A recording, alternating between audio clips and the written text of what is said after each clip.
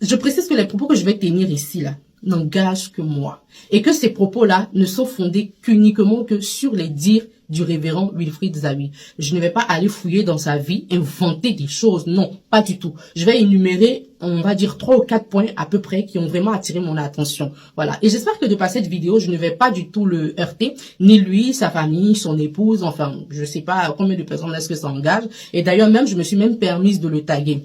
Alors, premier point à savoir, j'ai remarqué qu'il y a des personnes qui disaient mais non, le fait que la femme est cachée, être encore mariée à son époux n'est pas une raison valable, suffisante en fait, pour que lui décide de rompre leur union. Enfin, union d'ailleurs, même il n'y a pas d'union, parce que tout était faux, tout n'était pas vrai. Dès l'instant où toi et moi c'est mon principe, on se croise, il faut qu'on se dise les choses. Si tu ne me dis pas quelque chose et qu'au bout de 2 ans, au bout de 3 ans, au bout de 4 ans, je découvre cette chose-là, faut savoir que moi je vais partir. Ça c'est un principe que je ne peux pas vraiment corrompre, on négocie pas là-dessus. Je vais partir. Donc s'il découvre que finalement, après quelques années, que tout ceci était faux, qu'il est libre de partir, ça se gâte. Et je me souviens que Makosso a fait une vidéo et dans la vidéo il a dit il faudrait que le révérend essaie de résoudre ce problème-là. Dans la vie, qu'on te demande pardon, puis on te demande pardon, tu ne veux pas écouter.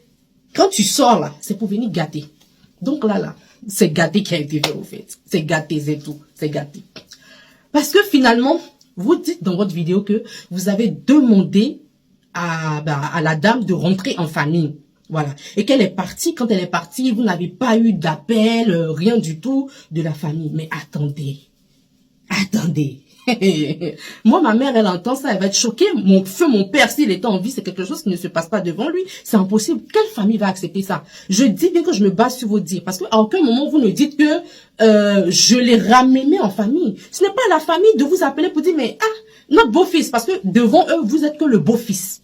Vous êtes qu'un beau-fils. Vous n'êtes pas le révérend. Non, vous êtes le beau-fils.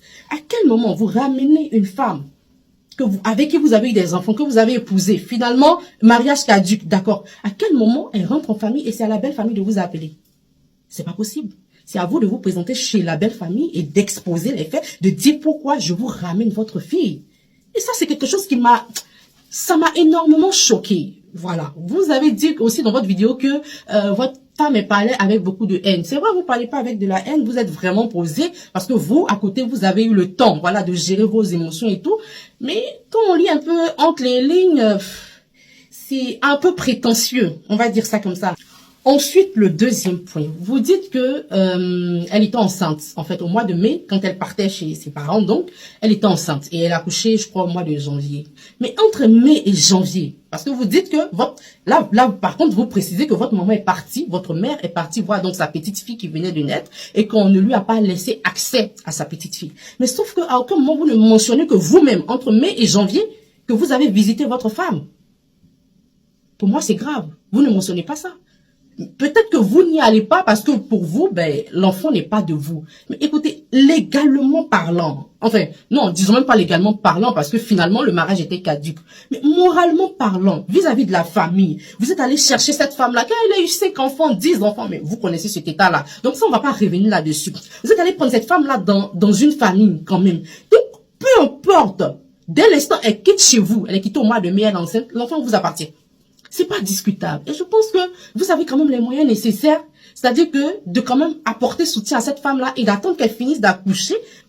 Je pense qu'en France, ça ne se fait pas. Par exemple, les tests d'ADN, il faudrait qu'il y ait, comment dire, une décision de justice, je crois, un truc comme ça. Mais dans d'autres pays, ça se fait facilement. Vous avez la possibilité de voyager, aller faire un test d'ADN. Pourquoi pas? Donc, vous ne mentionnez même pas avoir porté assistance à cette femme-là. Et en vrai, qu'on se dise la vérité, une femme avec qui vous avez partagé votre vie, qu'est-ce qui vous empêche, dès que vous découvrez même qu'elle est enceinte, de dire, maman, reviens à la maison, au nom de l'enfant là, faut venir à la maison, on va s'en occuper, quand tu vas accoucher, toi et moi là, nos problèmes, on va régler. Après, peut-être le mal était profond, je ne sais pas. Mais vous savez, pour moi, le fait de n'avoir même pas pris soin d'elle pendant cette période-là, je sais pas, moi en tant que femme, je sors de là, je peux pas vous pardonner. Je vous le dis clairement. Parce que peu importe vos désaccords, si vous êtes le géniteur de cet enfant-là, vous n'avez pas le droit de laisser la dame comme ça chez ses parents. Non.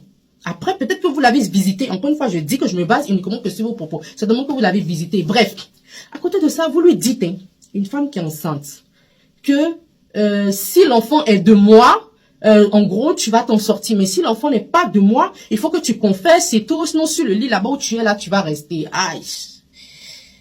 Ça m'a touché au trip, ça a touché mon âme. Parce que moi, j'ai des enfants. Et je sais ce que c'est. Et je bénis le nom du Seigneur que, pour aucune de mes grossesses, je dis bien pour aucune, l'homme avec qui je suis m'a laissé, m'a abandonné. On a eu des hauts, on a eu des bas. Tout récemment, j'ai accouché là, ça fait quoi? Ça va faire bientôt 3 mois, ouais, je crois, bientôt 3 mois. J'ai dit même que si j'accouche là, lui là, c'est fini. Je lui ai dit ça. Mais il est resté là. J'ai fini d'accoucher, mais on a installé caméra à la maison ici pour me surveiller. Parce que la femme, c'est ça. Quand tu es enceinte, là, vraiment, c'est beaucoup de choses à la fois. Donc, j'imagine même pas. Si l'homme avec qui je suis me fait ça, c'est finito. Il n'y a pas de retour en arrière. C'est que là, tu as fait ça, tu m'as déclaré la guerre.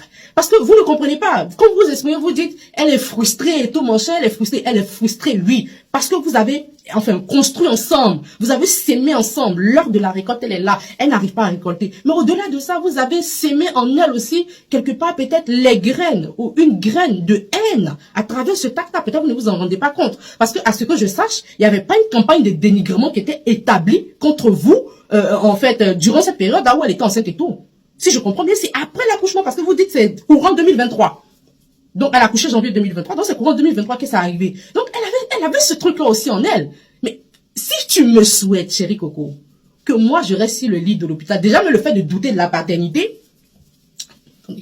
le fait déjà de douter de la paternité, vous jetez un déshonneur sur elle. Mais pas que sur elle, mais sur aussi sa famille. Donc, ne soyez pas étonnés qu'en 2023, donc après son accouchement, peut-être 5 ou 6 mois après son accouchement, qu'elle ait entamé une pseudo-campagne de dénigrement. Ça, c'est vous qui le dites. Je ne sais pas si c'est vrai ou c'est faux. Bon, la dame, elle le sait, voilà. Je sais pas.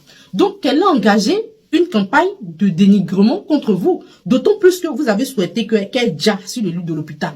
Donc, au nom de ce qu'un enfant, qu'une femme porte, ne vous appartient pas. Et quelle femme?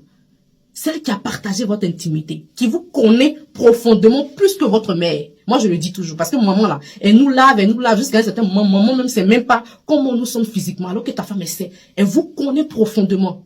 Vous avez eu des enfants ensemble. Et c'est celle-là, vous souhaitez qu'elle ja, au nom de ce que peut-être l'enfant n'est pas de vous. Mais si l'enfant n'est pas de vous, la vie continue. Si l'enfant n'est pas de vous, c'est la maman de vos enfants. À juste titre, hein, vous avez dit à un moment que si vous vous perdez, c'est elle qui perd. Parce qu'en gros, c'est un combat contre vous et vous-même. C'est ce que vous êtes en train de dire. Mais attendez, si demain, supposons qu'un papa a accouché, puis elle est déjà là, comment allez-vous consoler vos enfants? Comment vous allez les consoler? Quand on dit, où est maman? Vous pensez que papa peut remplacer maman? Tout comme maman ne peut pas remplacer aussi papa? Non! Comment vous allez consoler vos enfants? Tout ça à cause de quoi? En fait, c'est juste de l'orgueil, c'est la haine. Elle s'exprime avec haine, c'est vrai, mais vous aussi, au fond de vous, on sent qu'il y a énormément de choses. Autre point, vous avez mentionné, bon, par exemple, son salaire qui était donc de 400 000. Après, je comprends, vu aujourd'hui votre position, ce que vous gagnez, peut-être 400 000, ce n'est rien, mais 400 000, c'est ce que touchent beaucoup d'instituteurs aussi, par exemple, et encore. Mais je pense même pas qu'un instituteur en début de carrière touche 400 000 francs. Donc, 400 000 francs, ce n'est vraiment pas négligeable. En plus, pour une femme, je trouve que c'est bien payé, c'est correct comme salaire, au fait. Et puis, à côté de ça, il y a l'image où on voit la mamie qui tient les enfants. D'accord, qui tient les enfants, qui veut pas que vous preniez les enfants et tout. Vous avez dit comme ça que oui, moi le révérend Zawi, tout le monde me connaît et puis voilà, il y avait des gens autour et tout. Mais écoutez, moi je vous dis, c'est que votre belle-mère a fait. Il y a plusieurs belles-mères qui feraient ça. Et moi, maman, elle en fait partie. Parce que si ma fille était enceinte et qu'elle a dû rester chez moi, elle n'a pas eu assistance de son époux. Parce que en fait, c'est la vraie aide qui est là. C'est l'époux. Parce que c'est toi qui as, hein, d'après tes expressions, papa, hein, tu as pinchouin. Et puis l'enfant là est venu. Tu n'étais pas là. D'après ce que tu as dit, bien sûr, je précise. Donc, pourquoi tu as venu la chercher à l'école? Les instructions que ma fille m'a données. Je respecte les instructions de ma fille. Donc, ça m'a gênée. Ça m'a gênée parce que vous avez dit comme ça, vous voulez préserver vos enfants et tout. Et bon, voilà, vous avez flouté le visage de vos enfants. Mais la belle-mère, on la voyait, vous l'avez exposée. Qu'a-t-elle demandé? Qu'a-t-elle demandé? Ne pensez-vous pas aussi qu'à juste titre, vous devriez aussi préserver son image? Et Sachez une chose, moi, ça ne va pas m'empêcher d'écouter vos prédications. Je vais toujours les écouter parce que je suis convaincue, je reste convaincue que vous êtes une personne que Dieu utilise puissamment. Ça, je reste convaincue de ça. Et en même temps que je reste convaincue de ça, et au nom de ce que je connais quand même la Bible, je ne connais pas la Bible parce qu'un homme me l'a apprise totalement, entièrement. Je sais que vous êtes un être humain comme moi. Voilà. Vous êtes fait de chair, de sang. Vous pouvez commettre des erreurs. Écoutez la voix de la sagesse, écoutez la voix de la raison. Vous avez la capacité de résoudre tout ce qui est en train de se passer actuellement. Si vous mettez un peu d'eau dans votre vin, si vous comprenez que vous avez en face de vous une femme qui est blessée, et vous savez, moi je sais, nous les femmes on déborde. Quand on est blessé, hein, surtout quand on a aimé quelqu'un, parce que si moi il t'aime pas, il a lutter quoi. Je m'en fous, tu m'as laissé, je m'en fous en fait. Tu m'as fait du mal. Quel mal même tu as me fait parce que ça peut même pas m'atteindre. Quand on est blessé, on fait n'importe quoi. Et je sais que si certainement votre ex-épouse a contacté des blogueurs et tout, c'était vraiment par désespoir. Si elle a raconté des choses qui, selon vous, n'étaient pas vraies, qui ont contribué à vous dénigrer et tout, c'était vraiment par désespoir. Elle est juste désespérée, elle a juste mal. Et comprenez que ce n'est pas parce qu'elle vous a menti, hein, qu'elle vous a menti que elle, ses douleurs ne sont pas réelles. J'espère pour vous que vous allez trouver la force de vous réconcilier, hein. On aimerait vous voir autrement, que vous teniez la main de Nadia, ce n'est pas votre ennemi, hein. Que même vous vous présentez, voilà, devant les médias, faire une vidéo pour dire que c'est fini. Et quoi qu'il en soit, on reste une famille. Vous êtes une famille. Et c'est ça qu'il faut retenir. Voilà. J'espère que mes propos ne vous ont pas offensé. Baba Yati. Voilà. J'ai juste donné mon avis. Allez, ciao.